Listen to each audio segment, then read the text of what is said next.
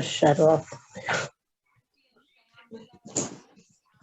Okay, good evening, everyone, and welcome to the second in our webinar series, Building a Great Life. This is brought to you through a grant from the Connecticut Council on Developmental Disabilities to the University of Connecticut Center for Excellence in Developmental Disabilities. And Can't see me. would you all please mute your lines? Thank you. We had a great start last month. This month, we're talking about dignity of risk, personal stories and strategies. Next month, our webinar will be April 1st, and that will be livable communities, friendships, relationships, and belonging. And Linda Ramler will be our featured speaker. So we're very excited for all of these webinars. And what I need you to know is that this is more than a webinar series. We are hosting materials right now. Those materials are hosted on the University of Connecticut UCED website, uconnuced.org. I will put the link in the chat for you in a few minutes.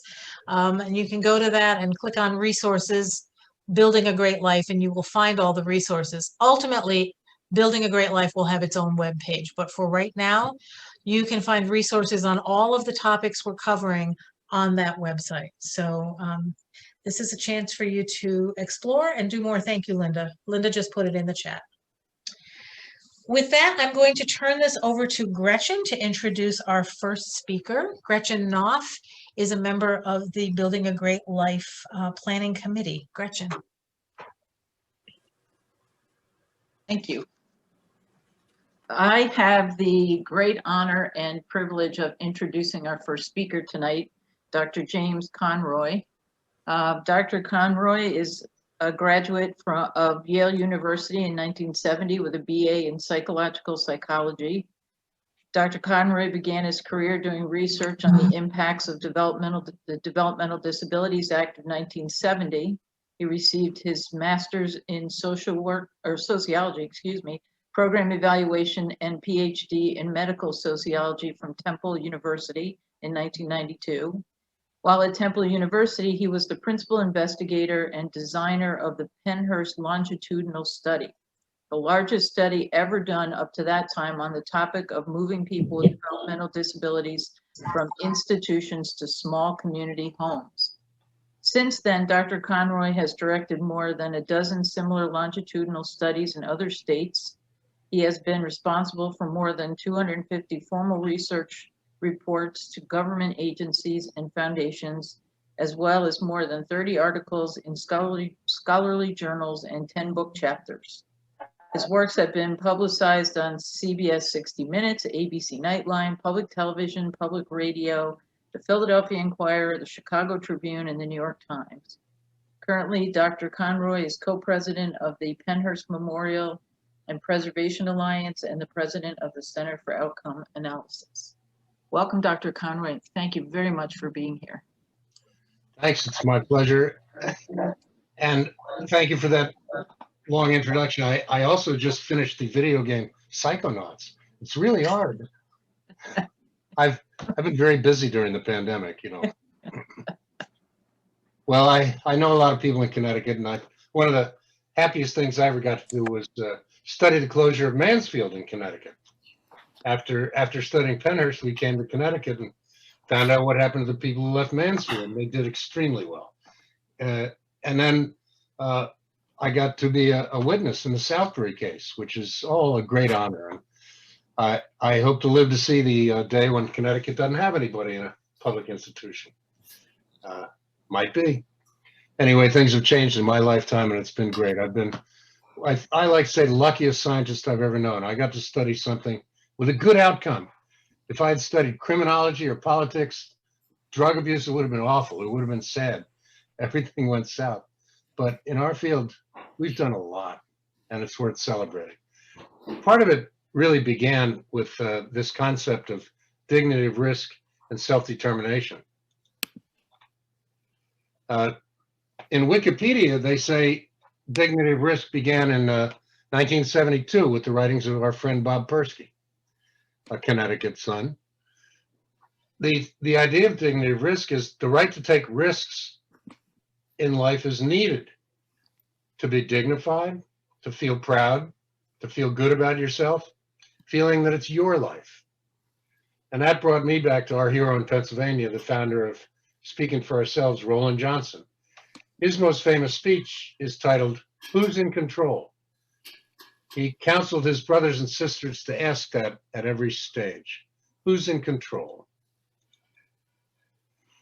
Service providers and agencies, historically, through the past decades, they've seen their job pretty much as health and safety, protecting people. Protect health, keep people safe. But what about fun? What about friends? Is that part of the job of a provider? And can you have fun? Can you have friends without taking some risk? So a provider's job has to be partly to be sure of health and safety and partly to be sure of freedom, choice, controlling your own life. Providers have got to encourage that, and that's not the way it used to be. The problem for all of us, providers and parents and self-advocates and legislators, how much of each? How much protection and how much freedom? Freedom leads to new experiences, new relationships, new learning, going outside your comfort zone sometimes. That's all got risk in it. My dear friend Tom Nerney used to say the greatest risk of self-determination is heartbreak. If you're free to fall in love, like the rest of us, you'll probably get hurt. It's one of the worst hurts, but you have to have that freedom. In the past, in America, we've had a history of over-controlling people's lives. Beginning in the 1800s, when we created big institutions, and they were medical institutions. Doctors made all the choices. We call that medical model or medical domination. In the 90s, in the 70s, America began to move away from the medical model. And so some of the people who made decisions were professionals, psychologists, social workers, and so on. In the 70s, America started moving toward professional domination. So first, doctors made all the choices for people, and then other professionals made all the choices. But in the early 1990s, people started thinking about choice a lot more and about what is now called self-determination and the dignity of risk. What would happen if people in their families could control their own lives, at least partly? That's raw and this is raw. By having some control over the money, strongest mechanism for doing it. Maybe. And here's the original concept. Just go knocking on my door. Self-determination. Please mute your line. The person who's participant 2, could you mute your line? Thank you. By the way. I'm moving my screen around, excuse me. The original concept of self-determination, which is right next door to dignity of risk, was if people gain control of their own lives, their lives will improve. You get a better life if you decide what you want. That goes into the journal of duh. And we learned over two and a half decades, 25 years, we learned that taxpayers' costs went down. So if we transfer power to people and their families so that people can take a few risks, their lives actually get better, and you can measure it. You can prove it, and we did. Over 25 years, 100 published studies in 16 states, 2,000 people being tracked. We now know that if people take part in their own life choices, their lives get better and costs go down. There's a dignity of risk, a fantastic benefit. I can wrap this up with one story. It's always been my favorite. There are thousands of stories. One of them, I'll sneak this in. One of them is a guy in California who had major disabilities, including cerebral palsy. And he was in physical therapy twice a week and he hated it. And he got control of some of his own money in his individual budget. And he stopped the physical therapy and bought a membership to a golf course. And he went golfing twice a week, and he loved it. And it got physically better week by week. And that story was such a shocking change that it got into the local newspapers as a scandal. This guy was happier and better, but he was using public money for golf instead of physical therapy. But his life got better.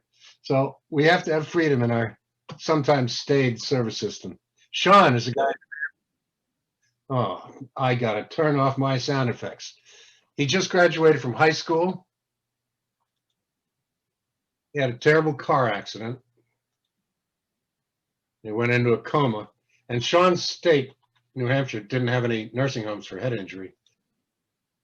So professionals controlled the choices, and they sent Sean to another state's nursing home. So Sean lived in a nursing home for several years, 100 miles from his parents, and he didn't get much individual attention. If you've ever visited someone in a nursing home, you know there isn't much individual attention, not much hand-holding or long discussions or being read to. And Sean was in a coma, and he did not improve in years in the nursing. And his care 30 years ago was costing $120,000 per year. Nobody was happy, not his parents, not the taxpayers, not the professionals. So Sean's parents asked, isn't there some other way? How much is all this costing the government? And they said 120,000, really? They said, if we had control of that much money, we could do things very differently. And local authorities, professionals said, really, what would you do differently? They said, the authority said, that nursing home's the only one that specializes in head injury. What could you non-professionals do for Sean? We have to keep him safe. He's medically injured. He's needy. We got to keep him safe in the nursing home. What could you do? Well, his parents said we'd adapt a house for him. There's 120,000. We could do that. We'd hire his high school friends to work as his attendants, people he knew, whose voices he knew. No, he's in a coma. And we would hire great nurses part-time to oversee his care. And we'd have him close to us. But see, this is risky. Bringing him out of a nursing home into a home and having friends to support him and bringing in nurses is all risky. And it was agonizing, but I'm smiling because I already know the ending. The local government thought that might make sense, and they had courage, and they went to local leaders and federal funders and Medicaid people, and they explained the situation, and they asked permission to experiment with out of control money. And officials agreed to look the other way while these experiments were being tried. John came home. Government dollars were used to buy a house on a mortgage. They made it accessible, put in a special bathroom and a lift. Friends were hired. His friends took Sean into town on outings. Family visited frequently, reading, talking, touching. Total dollars spent went down from 120,000 to 70,000 in the first year. After that, costs went down even more. In 1996, Sean began to open his eyes and focus. I always cry on this. The next year, he started to speak. And most of us think that would never happen if Sean had stayed in a nursing home. Not ever. So that led to a new idea. If families have to decide how to spend public money, they can take some risks and finally spend the money more wisely than professionals. That's the lesson of self-determination and the dignity of risk. That's how it was taught to me, and I'll never forget it. Thank you. Jim, thank you so much. That was a great intro to this whole discussion of dignity of risk, and I love the golf course story. That's like the best story. That's really spectacular, really great. We are going to move along. I'm going to introduce our panel. We have a wonderful panel for you tonight. And I'm going to pose questions to each of them. They're all going to give you some answers. If you would hold questions type them in the chat at the end, and we will have discussion at the end of our panel tonight. So first up on our panel, we have Varian Salters and his mother, Susan Salters. And Varian's a pretty independent guy. He will tell you a little bit about his life. Susan will also fill in some of the decision-making that, as Varian's mother, that she was a part of, and some insights that she has into how this has worked as well. Then we have Chris Blake. Chris is a self-advocate who pretty much lives on his own, and Chris will talk about his experiences. Karen Healy, who has a whole different set of experiences, and I know you're going to love hearing from Karen and her experience, having had a lengthy institutional life followed by a life in the community. And then Lisa Knopf and her sister, Gretchen Knopf, who will talk a little bit about Lisa's life and how they have managed to make that work. So let's start. And I'm going to pose this first to Varian and Susan. Varian, please, you can tell us a little bit about yourself, and then Susan, tell us a little about yourself, and then if you could talk about what your life is like right now, what you like and what you don't like. Well, my name is Varian Salters, and I'm a self-advocate coordinator at DDS, and I run a lot of advocacy groups. Yes. And Susan? My name is Susan Salters, or Varian's mom. I am a disability advocate at a Center for Independent Living, Independence Unlimited. We cover the 37 towns and surrounding greater Hartford area. And I followed Varian into the advocacy field. I love that. Varian was the advocate before Susan. I just love it. I think that's great. So Varian, tell us about your life. What's your life like right now? What do you like and what don't you like? Right now, because of coronavirus, staying safe with my mom. And what I like about my life is that I'm able to drive, and I have my own car, and I'm able to work and hire my own job coach and to help me with my job. And I'm able to live on my own apartment, hire my own home support staff to help me with the cooking and banking and shopping. And I enjoy going to Friday night when there was no coronavirus. I enjoyed going to Friday night dances and going to Best Buddies, going to hockey games and apple and pumpkin picking, and going to the Best Buddies balls. And something I like about my life is that I'm able to work on moving into my own house. And what I don't like is the coronavirus, not being able to do stuff in person and not being able to see my friends and family and not having staff.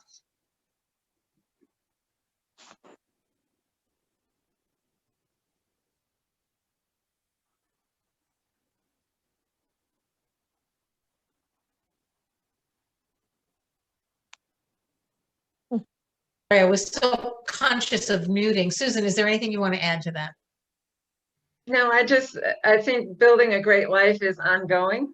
I'm trying to get him to a point where he can solve problems for himself and trust in himself so that he has confidence if I'm no longer here to support him, that he knows who to reach out to, knows how to ask questions, and can continue to build that great life. That's great. Thank you. Okay, so let's go to Chris Blake. Chris, you want to tell the group a little bit about yourself and then about your life, what's good about your life and what you like and what you don't like. What I don't like is still the world is somewhat the same, that people don't understand what disability is, and it's all, everyone have a different one, and conversation change when you meet new people sometimes, and they give you a completely different look and reception just because they learned some new detail. You know, Can you tell us a little about what your life is like right now? good, mentally sure as before I wasn't really. It's true. Is Do you live on your own? live on my own, have my own place, my own house, pay rent to my family, and pretty much manage everything myself. You manage your own money? Manage my own money and manage everything. Barely anyone knows fully everything what I do or and stuff compared to my counterparts. They don't know like everything. All right. Anything else you want to add to that? That's a sapphire effort that tried to go against the grain and try to find a different way to do things, even if I didn't know the answer how Right. to do it yet. Right. And we'll come back to that discussion about being able to make your own mistakes. It's not such a bad thing. So let's move to Karen Healy. Hi, Karen. Hi, good evening. How are you, Molly? I'm well, Karen. Thanks for joining us. Karen, would you like to just introduce yourself to the audience and then talk about what your life is like right now and what you like and what you don't like? Well, my name is Karen Healy. I live in Hartford, Connecticut. We practiced yesterday. I started in being in system psychiatric hospitals at the age of 16 and a half, 1989 to December 4th of 2014. I'm originally from Poughkeepsie, New York. So I moved to Connecticut, I think in 2005 to live with my mother. So between August of 1989 to December 4th, basically it was in state institutions, state psychiatric hospitals, because my behavior is hurting myself to the point where 2 years ago, I almost wasn't even, the doctor said I might have, they could try to save me or not. I had perforated my colon to the point where I had to have emergency colostomy bag put on, and they weren't sure if they would even save me. So what I'm grateful for, I'm grateful that I have my program. I'm in a Goodwill agency. I have my own condo. I have staff, but they're considered companions. I'm very independent, do my own everything. I do my own bathing, my own cooking. Even though my sister's my conservator, she has control stuff, but she makes me to make my own decisions. The one thing I don't like is because of COVID, my program, my agency does not allow me to go. The only place I can go is to a grocery store or to my family. Otherwise, I can't socialize with my friends in the building, go into my social clubs, volunteer at my church. So that's one thing I dislike about having, even though I have freedom, but it's not freedom at the same time. Right. So you built a life, but then COVID kind of took it away. Mm-hmm. Not so good. Yeah. Not so good. Well, thank you, Karen. Anything you want to add to that? Well, I had lost my mother, passed away February 2nd of 2018. She passed away in St. Francis right here in Hartford. Me and my sister on both sides of her in the ER. So I really became a wreck after that. Hurting myself, I was in the ER a lot, like every week, every other week in Hartford ER in Hartford, Connecticut. And since that the situation that happened, I only had 3 little stays at the IOL, but they weren't long-term. They weren't saying, oh, you're going to go to CVH again. So the big thing is that when I left CVH 6 years ago, I was doubted from the commissioner of DEMIS to the medical director of DEMIS to the CEO of CVH and other people. I got discharged on a Thursday, and they said on the weekend I would be back in the ER, be back that following week. Guess what? 6 years later, I've never seen CVH and been threatened CVH ever again. It's a great story, Karen, and you've worked really hard to build a life for yourself. So thank you, and we will come back with some more questions. Lisa, Knopf and Gretchen Knopf. Lisa, do you want to introduce yourself and then Gretchen can fill in? Tell us a little about your life. Okay, hi, I'm Lisa. I'm from Niantic. I am a self-advocate. I work for Tosh New England.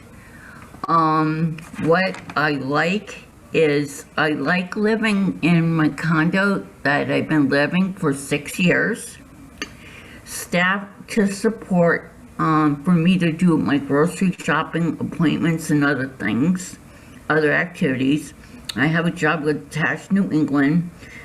I also like to work on my computer, and I'm a member of People's First, and I exercise by swimming at the town pool and everything. What I don't like this COVID. I just don't like it. The only thing is I can go to the grocery store. I'm not allowed to go to Walmart or anything. Gretchen's doing this because right now I don't have staff because they gotta hire someone for me, and I would have staff for Monday, Wednesday, and Friday 4 hours. So I'm I can have like 12 to 15 hours, and I like to cook. I like to do my laundry. I like to do my own choices. I manage my money and everything. I manage, Gretchen takes me to the bank and does my banking with me. I do my own SNAP.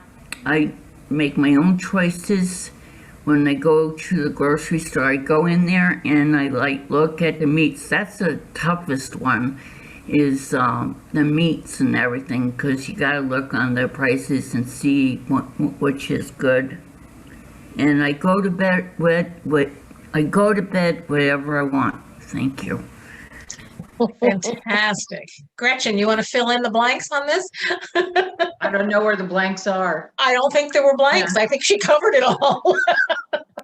Lisa's been grumbling about COVID since COVID started, and we've had discussions about the risks of going, shopping and putting yourself out there. And so for COVID reasons and other family reasons, we decided that we weren't going to be doing anything except the grocery shopping kind of thing. So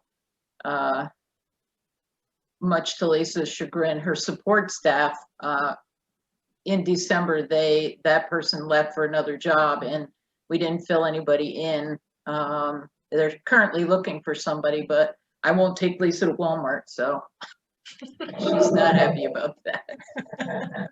But Lisa does do her own banking. She said, I help her. I take her to the bank because she needs a ride, but she does all the transacting. They know her in the bank. Everybody says, "Hi, Lisa, how are you?" And the other day we went in, and there's generally a young man there who helps her, and he wasn't the person who was helping. And he came over and said hi to her and talked to her. And, so Lisa's developed a nice sense of community where she lives. I think some of the neighbors are a little bit harsh. And so we've talked about strategies to help Lisa, with that kind of thing.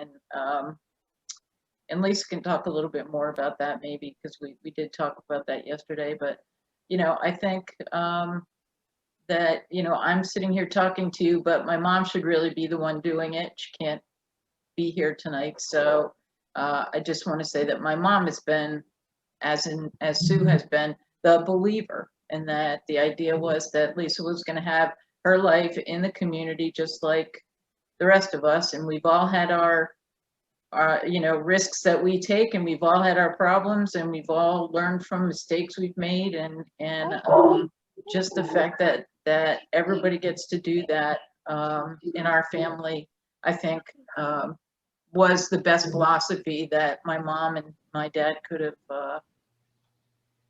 espoused for us. Okay, we will come back to talk with you more.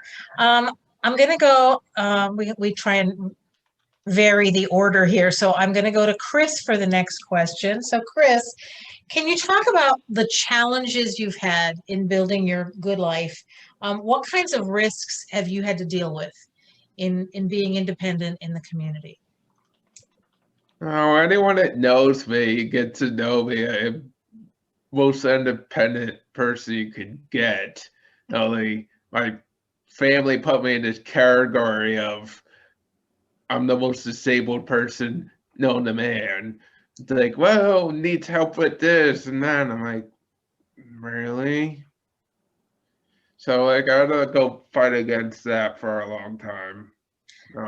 Do you want to share with the audience your question from yesterday? Because we thought that was probably I'm the best still comeback laughing. ever. We're still laughing over it. Someone asked if someone like give the chance to live and move in their own place. My answer is why you don't live with my grandparent. Like why you don't live with your grandpa or grandma? Because you're telling me I should like live with you is what Varian was like saying. So I'm like like I'm not going to ask permission to move out when you can't send your parents. So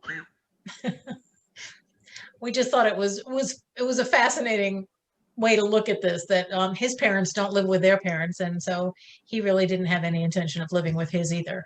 It was great.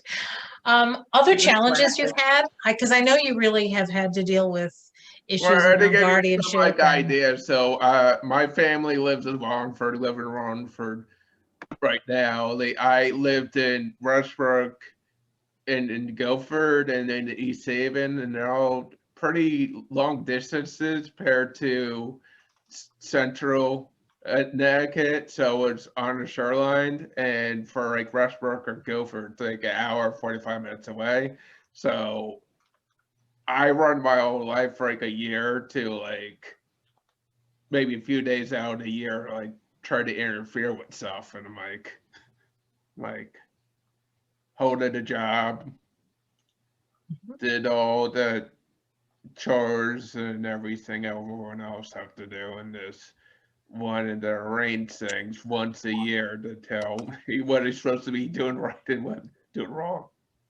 And during COVID, you became quite the gardener. Yeah. That was a pretty amazing garden that you had this last year. And furniture refinishing. And furniture refinishing, yes.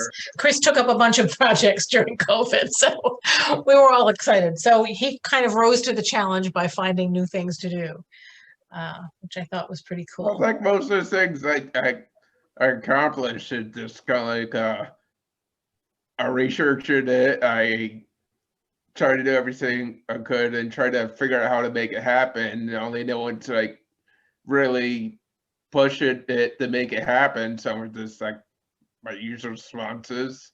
Mm-hmm. It's happening, figure out and fall behind because it's happening regardless. You also had some risks. Well, I won't call them risks, but you, in learning to manage your own money, you had some challenges. Do you want to talk a little bit about that? It's a common tale of a person with a disability. Yes, You ask that control your finances or take more responsibility and pay your bills, and the parent waits for you to mess up once. I got to choose between groceries or paying a bill. What are you going to choose? Food or a bill? And they didn't give me the money at the time of what I got from my benefits. They just expect me to pay all my bills through the money I was earning from my job was like $300 or $400, and got to like a point like where one bill was high, or it was higher. Like it was higher last month. It was lower, and the next month it was higher. So I had to choose between groceries or bill. Then right when that happened, they pulled the wrong card on me and said, well, you messed it up. I guess I have to take over again. But I'm going to guess that everybody in this audience has had to make those decisions and make some choices. And sometimes they're great choices and sometimes they're not great choices, but we keep going because it's okay to have to make some mistakes and then correct. Not like I So- tried to buy a brand new TV or sound system. Like, oh, I guess I don't have any money for bills or groceries. Yes, a hard decision to make, yes. Not like But- where most people or teenagers say to make those choices. Right, And like, oh, yeah, I bought a new TV. Oh, I guess I didn't have money for basic essentials. that's right, that's right. You learn. All right, thank you, Chris. Karen, can you talk about the challenges you've had in building your good life and what kind of risk you've had to deal with? To build my own life when I was younger as a child, I grew up with a lot of learning disabilities, and I have severe PTSD issues from a child, from my biological father who died years ago, molested me from the ages maybe not 8 till I was 14, and I was being in school with special needs and being in special ed at that point, and in elementary. 1970s, the kids knew if you were down that hallway, you were retarded or something. Because I remember when I was in recess when I was younger, the kids would come around me in a circle saying, "You are retard, retard, retard," and I always used to be scared to walk home from elementary, even to the second day, 10th grade, home because we get sticks and stones and everything thrown at me. But I chose to be powerful and not let everybody rule my life and control me. You know, even though my sister's my conservator, she doesn't control me. I make my decisions. My mom said she really helped me get out of CVH and hired a lawyer the last time. She said, "I will help you this time, but if you mess up, I'm not bailing you out and helping you." And I've kept myself, even though I had really bad, I almost killed myself by accident in July of 2 years ago. By accident, it didn't happen, but I'm grateful that my program, Goodwill and my Capital Region, my clinician have never thrown me back at CVH. I had my sister like a year ago say, if you continue having that issue as a concern, I'm going to go to Commissioner Demas and have you put away for a very long time until you can find another place to change your behavior. But my relationship with my family has really gotten much, much stronger. And my sister trusts me more, like with a point where now I can be dropped off and picked up at her house. When I was hurting myself, I didn't even have that privilege of even being with my family. I had to have staff come in, staff had to stay with me. But for the last couple of months, it's been freedom with that and having more fun with my family. That's all. That's great. Thank you, Karen. Varian and Sue, you want to talk about the challenges you faced in building your good life and the risks you've had to deal with? Yeah. When my illness when I was a child in school and getting my driver's license, people told me that I couldn't drive, and I worked at it, and I took a different medication to help me focus and help me get my driver's license. And in school, I was bullied a lot in high school, and they didn't really plan for me in school. So my mom and dad, we moved around a bit to try to help find like a circle for me. But then we moved Uh-oh. back to Connecticut next to my grandparents. And I got a case manager at what was then DMR, now DDS. And I was put on a waiting list, and I was wondering why it took so long to go to get my own place. So I spoke up for myself, and I got off the waiting list, and I got to move in with a roommate. And my mom was worried about that. So we had support, which made her feel safer. And then I wanted to live on my own without roommates. So my mom worried about that because of my illness, but we had supports, which made her feel safe. And I hired a staff that I knew, so that made her feel safe. Susan, would you like to add anything to that? Well, Varian touched on probably the area of his life that was the biggest challenge was his health issues from a young adult into almost 20 years old. That required us to take him to the emergency room in the middle of the night usually. And the risk with not being able to get to him and get him to the hospital was that it would actually increase his physical pain and it would require a longer hospital stay. So it was important that we get to a point where he was stable enough on medications with the doctor's help. That was the only way probably Varian could have started on his journey to building a great life. The other challenges, of course, are transportation, housing, and employment. They've all had their little challenges, but they're challenges. They're not roadblocks. You just have to work through them. So you're absolutely right. They are not roadblocks. We just have to be as creative as we can and give ourselves permission to start over when it's not working right. Okay, so Lisa and Gretchen, how about the challenges you faced Yes, and the I risks you've remember. had to deal with? Okay, I can remember this one. What it is I've lived on my own for 6 years. Anybody can go out and live on their own. I mean, I did it and everything, and I'm really proud that I did it. And I am my own guardian. The only thing is, my neighbors, what happened was that I want to have some friends. So what I would do is I would go and give them like boxes of Russell Stover's candy, leave it there at their front door. And I mean, they didn't really like that. And another thing, what I did was, and I used to do it, is in the winter time, this is a risk. In the wintertime, I would leave the trash bag out in the garage where it's a whole bunch of community, and they would complain about it. So, I mean, I still am working on that, what to do about that when it's like icy and everything out in the garage and everything over the condo. So what I do now is I just wait until there's no ice or snow, and then I go take it out, and then I won't have any problems. Thank you. Good for you, Lisa. You figured it out. Gretchen, you want to add to that? Yeah, but her living room is full.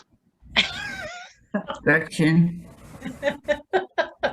So Lisa actually said a little bit more than when we all talked yesterday, and some of the, transportation has been an issue, of course, but Lisa now lives in Niantic, which is a great spot. You can basically get and do almost anything when there's no COVID, except go grocery shopping. So, that's been very helpful. Lisa's job is working remotely right now and probably will continue to be that way. So that works well. But I think that Lisa's had some challenges in her relationships with people, and that because as she said, that she wanted to have friends, that she didn't necessarily do things that were appropriate. And they weren't unkind or mean. It was that other people didn't receive them the way that, you might, and that they complained about that. And so the management company in more than one place, said Lisa was going to have to leave. They weren't going to renew her lease. But I have to say, she's lived 3 or 4 places, I think. And every time that she's, returned back to my parents' house, the goal wasn't Lisa's going to stay. The goal is, let's take a little bit of time, figure this out, and figure out a new place to go, which is also not an easy task to find, housing that's going to be, work well for Lisa. So this last time, because of Lisa's wanting also to be friends, she's really good at managing her money, but if you ask her if she, if you say to her something like, well, if you sign over your condo to me, we can get married and this would be great and that kind of thing. And I'm not so sure as much now, but when we were talking about this, but Lisa found this condo in Niantic and she pretty much bugged us for 3 weeks because she thought it would be a good place to live, and finally said, okay, we'll go look at it. So my parents went and looked at it, and the condo, the situation was it was a low condo that was built, and because of the federal funding that was used to build it's workforce, Gretch. well, it's still federal funding. The organization that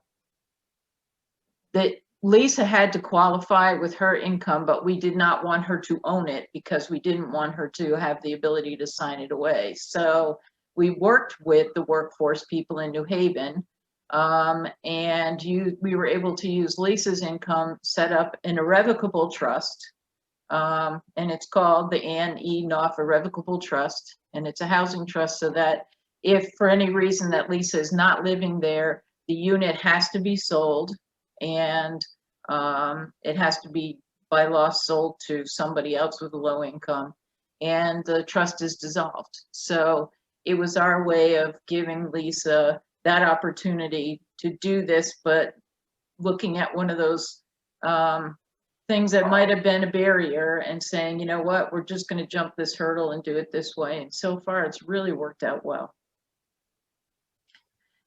So it seems that all of you have encountered some challenges and some risks. You haven't let that stop you. You've gotten creative. You haven't let mistakes stop you. You've come back and made another attempt at having a good life in the community. I'm going to stick with you, Lisa and Gretchen, for the next question. We're going to start with you, and that is, how have you dealt with risk and the consequences of choices that you've made? So Lisa, if you've made some choices that maybe weren't the best choices, how have you dealt with that? Oh God, that's a good question. Gretchen, you want to go to this one because I get stuck. Let me see. You mean the things that could be better? Well, have you made some choices that you didn't particularly think were good ones? And how did you deal with that? Well, first of all, is if someone takes advantage of me, which has happened before, I say no. And Gretchen, can you help me with this one? You're doing well. Are you done? Yeah, I am done. I'm trying to think of other things. I think that in the last question, we sort of answered that a little bit with, Lisa can work, Lisa can, whatever, but I think that her biggest issue is her real desire to have relationships and making choices that aren't so great. And so she's actually lost jobs because of it. She's lost her housing. And so, the idea is that you sit back and you say, why did this happen? And then you try to mitigate the setup. Like, why did Lisa lose a job? Well, we sit back and figure out what the problems were and where she needs the supports, build on those supports and move forward with finding another job. It's not, okay, we're going to sit home and just, eat bonbons all day and watch TV. We're going to, get out there and work and make money so we can spend it. So it's absolutely okay to make a mistake. Yep. Karen, you want to talk a little bit about that? Have you had to deal with risk and the consequences of choices you've made that maybe weren't great choices? The risk, I'm just trying to think of how to word it. Can you just change that a little bit? Because I can't understand that one. Okay, how about this? Could you, if you've made choices that weren't great choices, how have you dealt with those? The choices that I made mistakes of, Mhm. is going back and hurting myself as bad as I did after my mom passed away. Cause like even when I was in the ER, when I walked in after I got the phone call from my sister who lives in West Hartford, and when I walked into the hallway, there she was hysterically crying, and I felt like I couldn't shed a tear. Like I had to be the big sister. So I think for like 6 months, I didn't express any feeling, any emotion, because I wanted to be there for her. And instead, the consequences was by being in the ER literally the first year, 6 months after that, I was literally in the ER, Hartford ER, once a week, every other week for hurting myself so bad when I've had infections and I had to be admitted because I didn't express, and that was the consequences. And I'm learning now when I feel upset to express it in words, not by taking it out on my body in any formal way, by cutting or whatever I do. I don't do that anymore. I haven't had an issue since August of last year, and this is the longest period I've had since after my mom died 3 years ago. So the consequences also, I forgot her name was Lisa, right? It was before. It's Lisa, yes. I don't have friends. I really don't have friends. The people I really have is my staff. And, you really can't, staff aren't supposed to be friends. And, that's what I always get told by my team. And like Lisa, I feel like I have to buy friendship sometimes. Like I have to give something because at least I get something back and someone appreciates. Sometimes people appreciate it when I give, but sometimes what I hate is if I call somebody or reach out to somebody, I don't get it always back. And they're supposed to be friends, they tell you you're really good friends. And, Yeah. you get 3 days go by and then no one calls. And you're like, well, maybe I'll call. And then maybe they'll call me back. And that's what I don't like. I dislike. Because I'm a really good, caring, understanding, got a shoulder for anybody to cry on no matter where I am. And then it was my turn. There's no one there. That's it. But you kept going. And that's the Oh, I'm that's not the whole giving point. up. You I'm not kept giving going. up. Good for Mhm. you. Good for you. Thank you. How about Varian and Susan? How have you dealt with risks and the consequences of choices you've made? Yeah, moving in with my roommates, my mom was worried because of my illness, but we made it work by hiring a support staff that I knew well to work with me and taking a new medication to help me focus so I could drive. Susan, do you want to add anything to that? Well, going back to his health issues, we had these risks that we had to face, and the ways that we handled it is we taught Varian to recognize and respond to his symptoms so he can call for help before it's too late. We educated his staff so that they knew that this could happen while they're on duty and what to do about it.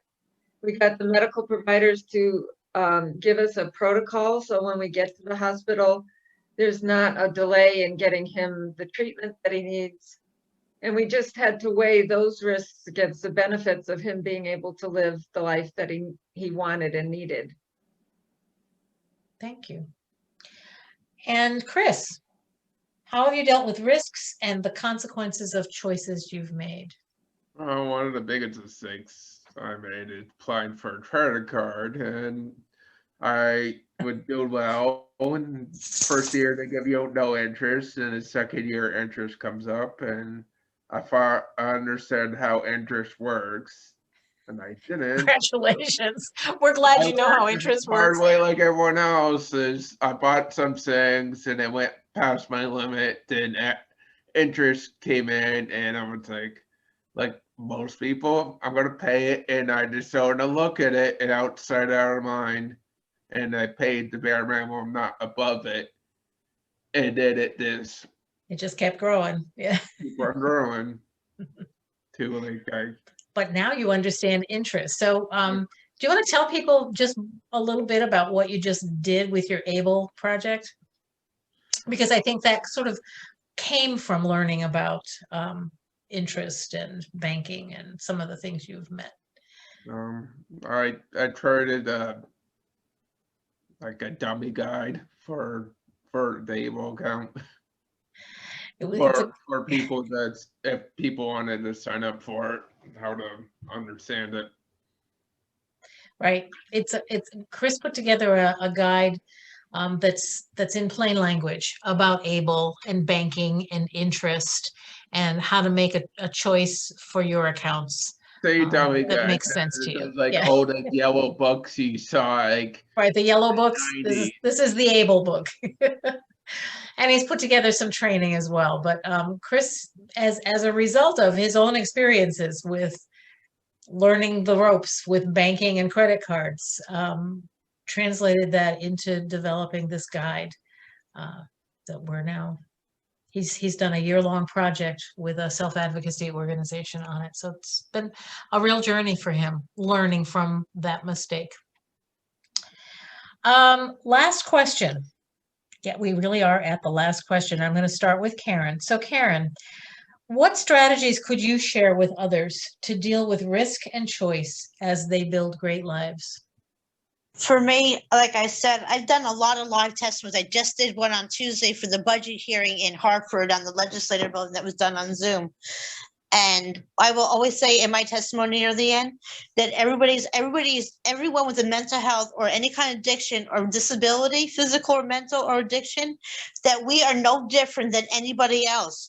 Our issues are different, but we're still human beings and people that have rights to know how we feel and respect us as much as someone who doesn't have our issues. And I like in my when I got discharged, like from CVH December 4th of 2014, I got told I was always going to be a screw up, and everybody's like, oh, you'll never make it. You've been institutionalized for 24 and a half years of your life. You'll always be in a psychiatric state hospital. You know what? That showed me more enthusiasm, more things to push for. So to show everybody wrong, because I've always been told I'm not going to succeed to anything, even though I have an IEP, I graduated, but not like a regular diploma. I never went to other schooling. I don't have a trade or anything, but my big strength is an advocate. Even though I don't have a certificate, I actually have 2 citations from 3 years ago from Matt Ritter, who's the big hotshot at the legislative building. And 2 years ago, I got a big award from Goodwill. There's only 2 clients get out of like 3,000 or more clients. And at that award, so I got another citation from 7 state representatives from the legislative building. And I got a nice award from the Keep the Promise Coalition 2 years ago too, a plaque. So it doesn't mean because I have a mental illness and physical disabilities, it doesn't mean I can't be a good person and make it right and be an important person in the community and speak up. I always say that I'm an advocate for myself and advocate for others who cannot speak up for themselves, especially when they're in hospitals, because I didn't have that. For almost 24 and a half years, I didn't have someone speaking up and fighting for me. I had to learn and do it for myself. And that's why I can think of being a good advocate. Never let anyone tell you you can't succeed, no matter how long your illness or whatever your issues. Because you know what? You can make a mistake. They can make a mistake. And I also say, what happens? You're going to put someone down in the hospital, make fun of them in a day room. What happens? That could be you. That could be a family member. What are you going to do then? Make fun of them? That's all. Thank you. Thank you, Karen. Lisa and Gretchen, strategies to share with other people about dealing with risk and choice as you build your good life. Okay, well, what I was going to say is anybody can live on their own. Anybody can like advocate for themselves like I do.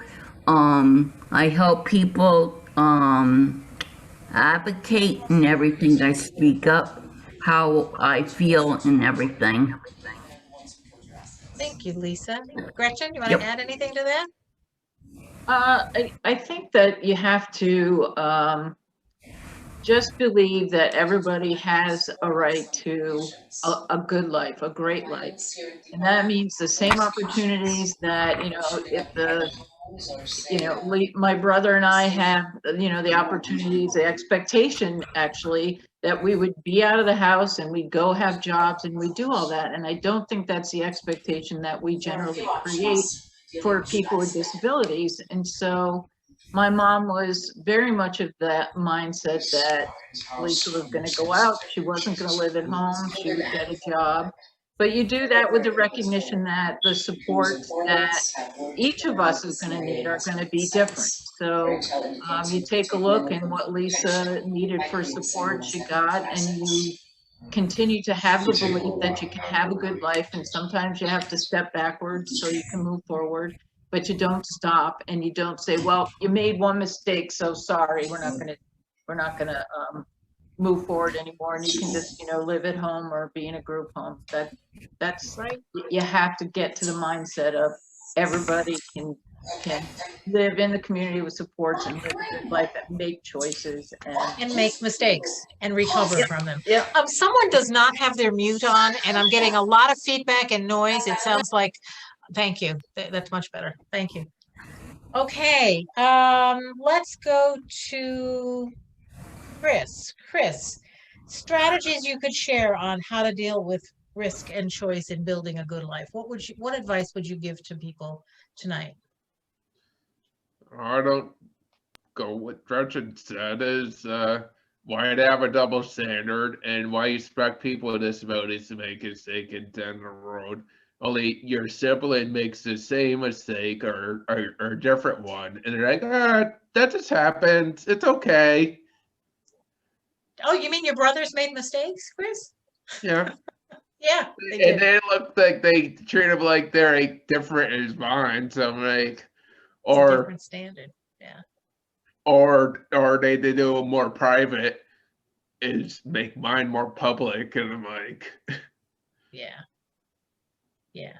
type So, of thing. Only it's like to go to any type of risk is if you really want it, you really have to take the risk, and regardless if you don't know if you have like steady ground or not under you, you still have to take that leap, and usually people will follow you if you're willing to take that leap and take that responsibility. Only if you say you're not, you give the impression you don't want to take the responsibility and someone else to take the leap for you, it's never going to happen. very true. Very, very true. How about Varian and Susan? What advice would you give to people, or what strategies would you give them? I would tell parents to or individuals to take a risk, such as living on your own or getting a driver's license, and to let your children see if they can do it and let them fly. Yeah. Everybody deserves a chance to fly, right? Yeah. Yeah. Susan, want to add to that? I would suggest taking baby steps, just like when your children learn to walk. I'm sure they didn't get up and walk straight right away. They had to take their steps and fall sometimes and fail sometimes, but they kept going, and you helped them. And I think it's important not to focus, if somebody's going out on their own, not to focus on their failures and you hold that back from them, but to be positive and supportive, so that just like when Varian had his automobile accident, and luckily he had been driving for a couple of years, so I knew that he was a good driver, and he just made a mistake, and fortunately no one was hurt, and the car was fixed, and everything worked out just like it would for any other individual. But we didn't say, Varian, you've had a failure, you've had an accident, stop driving. We put restrictions on his driving so he doesn't drive on multi-lane highways, but that's the only restriction he has. And he's been driving since that one accident for almost 20 years without another one. So he can do it. We just needed to be positive for him. Great example to end on. Before I open to questions, and I will open this to Jim as well, do any of you have anything you want to add? Any comments you want to contribute before we open to questions? No? No? There are a couple of comments in the chat box. And a couple of folks have asked about seeing the financial guide that Chris made. I want to let you know that it right now it's because it was done as part of a fellowship that Chris got, and part of that was to do the guide along with training, that right now we're asking that if people want to see the guide, that they also ask for some training or assistance from Chris. At some point in the future, it will be posted on the website and you will be able to see it. But Chris, do you want to say anything else about that? Yeah, it will be. Only I highly encourage training of someone before you get there, because they have you have to learn the context of it before you're able to use it. So you have to Thanks. understand like the background of it before you use it. So let's see, I'm going to try and go back to the beginning because questions have been coming in for a while. There was one for Jim about basically how you measure, That's what right. might be included in how is success measured in building a great life. We started with independence, integration, productivity, and satisfaction. And then we expanded to health and service intensity and so on and so forth. So we want to know that people become more independent, and you can measure that. We want to know that they become more integrated, and you can measure that. How often are you with people who don't have disabilities and aren't paid, and so on. So right on my website, free for anybody. You got a whole bunch of instruments, 1 page each. You can use it to measure this stuff anytime. Fantastic. Here's a question from Debbie. She wants to know, how do we get a reality check on what is really risky? So it's, kind of a whole issue of how do you decide what's maybe too risky?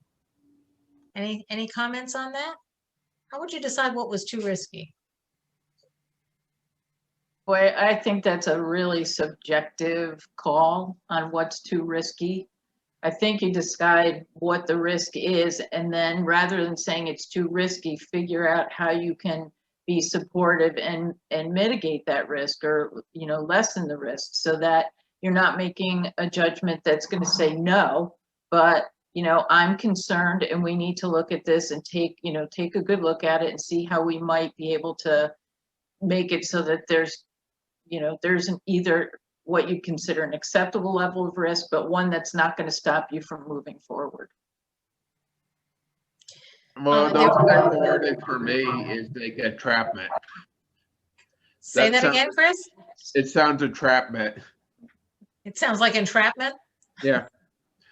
You want to talk more about that? It's no easy way to answer that, because it could be like ends up you're in back, you go into the trap at what people think is risky or not. Everything's risky. Everything comes with a risk. What's too risky is very subjective.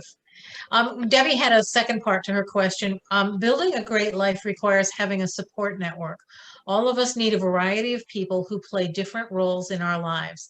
How do you create this network? How do you establish a relationship with those key others that talk you through the maze of making informed choices and working through mistakes, so that you understand what went wrong and how you could handle the situation differently in the future? And I will say we will talk more about relationships next month, but would anyone on our panel like to talk about that, how you create that network?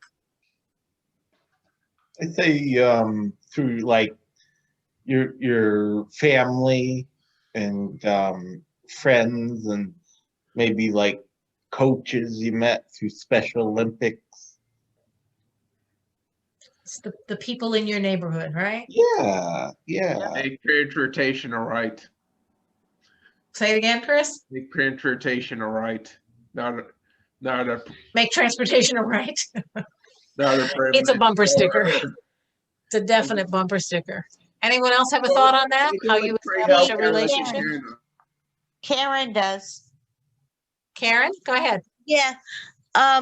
When my mom was alive, a lot of the people in the building knew me from her as friends. And after she passed away, some of the friends that I have after my mom died, I actually made on my own. So since after my mom passed away, some of her friends are really close to me. And there's 2 ladies that live in my building. They're really good friends. They've known each other for like 40 years or something. That I'm able to call them. They're actually what feels like my adopted grandmother, one of my adopted mom. And I never thought I would feel that way. And another thing is that doesn't mean because I have a mental illness and a physical disabilities or whatever for so long since a child, that doesn't mean I can't do something like anybody else can, So people think for me, oh, you can't do it. the risk is you're gonna go and hurt yourself. We can't let you do that, you know? So we always have to have, like, in my program, I'm in line of sight no matter where I go. Like when I go in the bathroom, the door has to be open.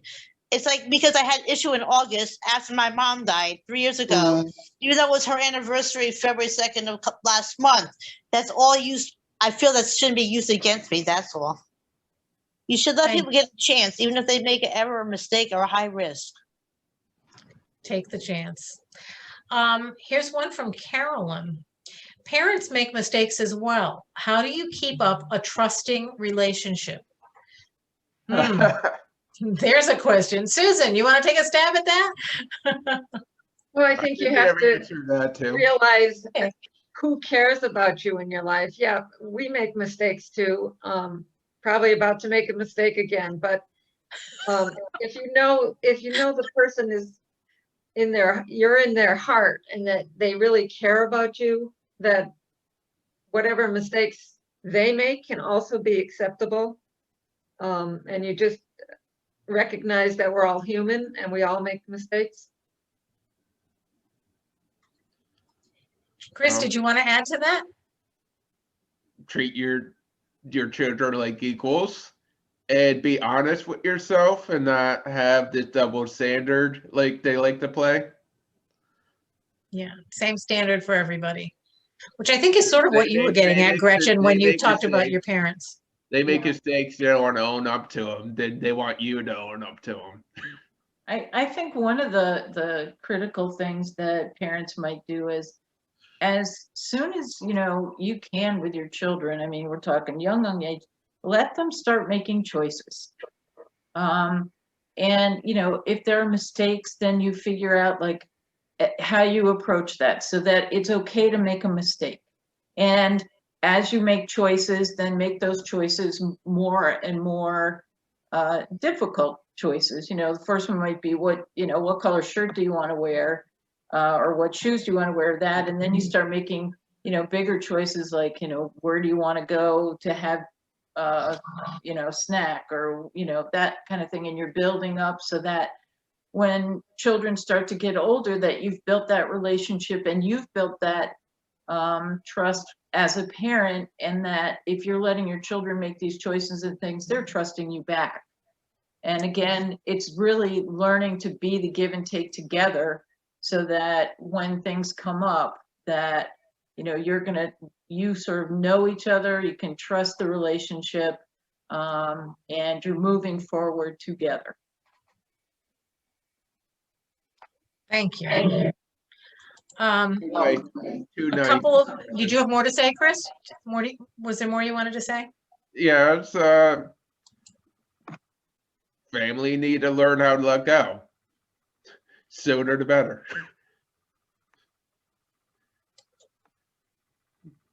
Maybe baby steps only. It's not.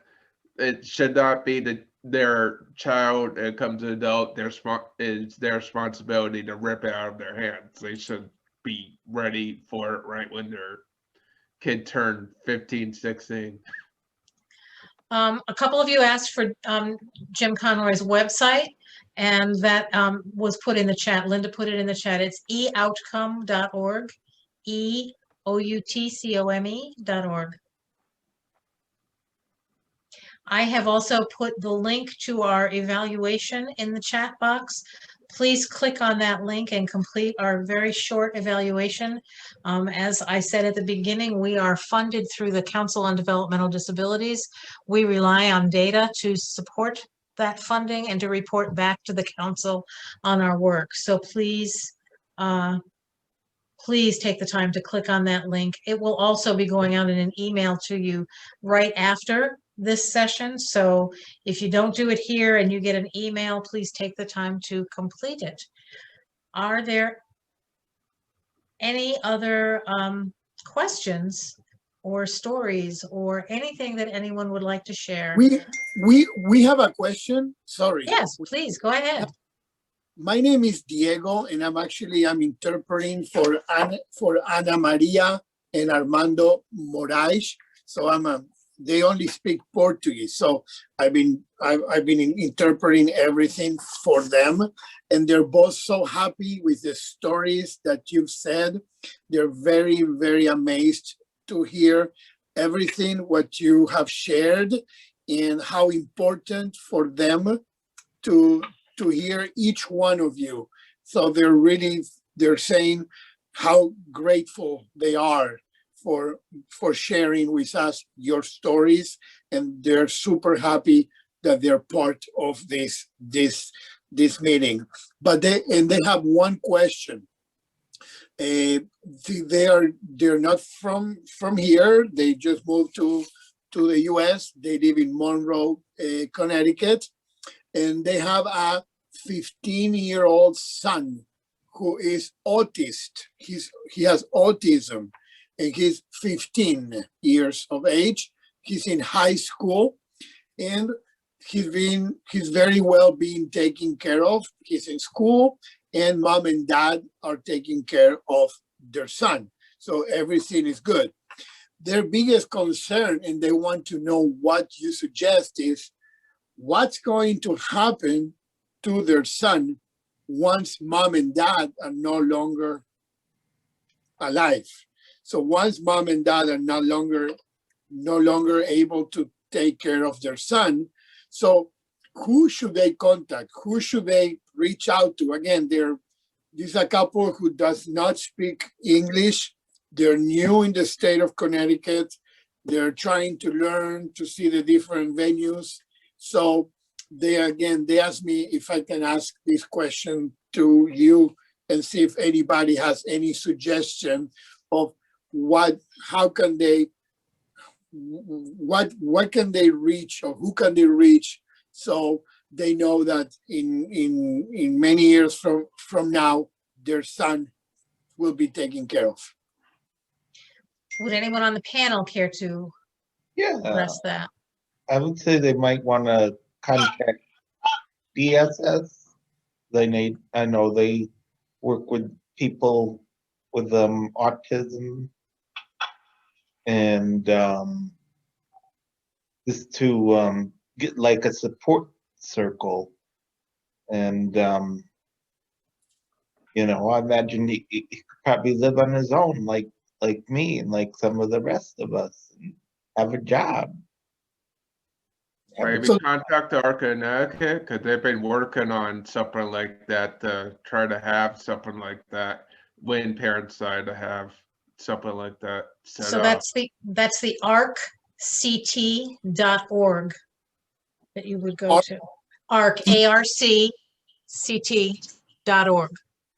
And also the gesture, they have some type of Portuguese sport group. It could find a person that can it knows how to contact say agencies to be a translator. It's not just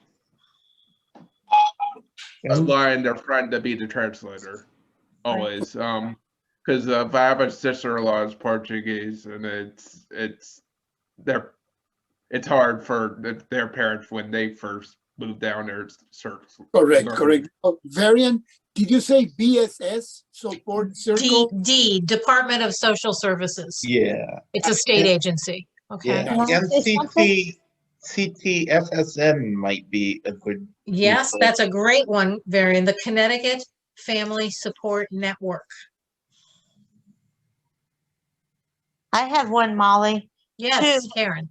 Go ahead. The ages, I don't know what it's really called, but the advocacy programs for children. I don't know if it fits that, but they have the advocacy program for children that has support systems and all that stuff. And the other thing is the info line, 211, because you can ask any question. Is it 211? It's 211, right? Info line. Yes, you got it. Right.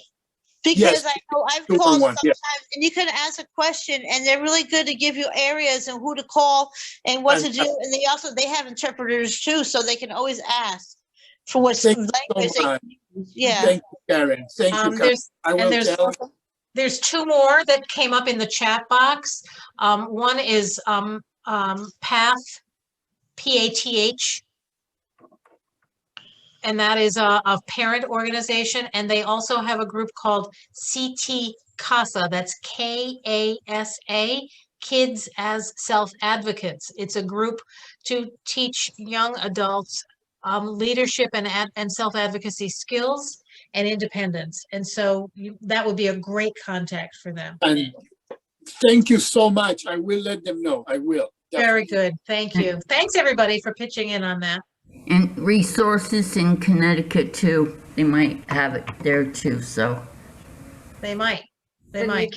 you can reach out to the independent living centers in your area as well to help manage the entitlements and state agencies if they need help with that. The important thing for them to know is they're really not alone. There's a whole network of people here who will help them. Okay, and that's an important thing for them to know. Perfect. Living center might be a really good It place. might be a to start great if somebody connection. could sit down with them. So they and live go in through all of Monroe, those Susan. things. Which one would that be? I'm not sure where Monroe is, but there's an independent living center anywhere, any town that you live in. Okay. It might be Access Independence because it's near Bridgeport. Oh, is it? Yeah. Okay, okay. Access independent, okay? Yep. Yes. So you got a nice list now. Yes, yes. Excellent, I will give it excellent. I will give it to them, definitely. All right. Are there any other questions or comments? I must tell you, panel, that the comments in the chat box have been, people have been very impressed and excited with your stories and your work and all of the things that you've shared with them. So it's really been an enriching evening for all of us. If there are no further comments or questions, going once, going twice. We Please just want to make know Yes, if go ahead. there's a recording that's going to be sent out for those of us who came on late. There is a recording. We will be sending out the link to the recording. Thank you. Yes, we will post the link to everybody who registered, so you will get that sometime. It will not be tomorrow, but it will be sometime soon. You will get it. So thank you all, and do watch for our next webinar, which will be April 1st. We'll be sending out the announcement for that and the registration link next week. So we hope to see you back for a further discussion on building a great life in your community and how to build relationships and friendships. So with that, we're going to sign off. Everyone, please enjoy your evening. It's been a pleasure. Good night.